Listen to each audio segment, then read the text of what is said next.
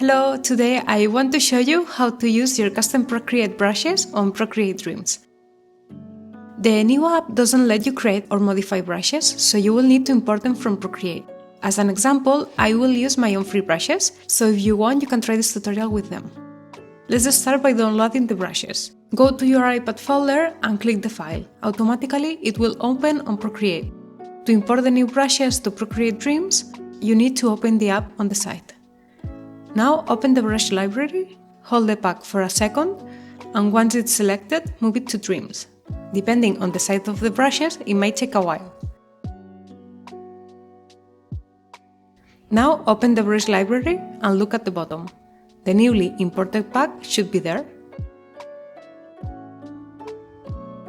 You can do the same with only one brush.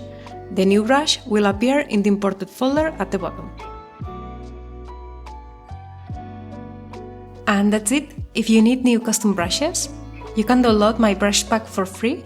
It has 12 Procreate brushes. They are custom made with my own textures, and I think you will find them pretty useful, so give them a try. I'll leave the link down below, and I hope this tutorial was helpful. I'll see you in the next video. Bye!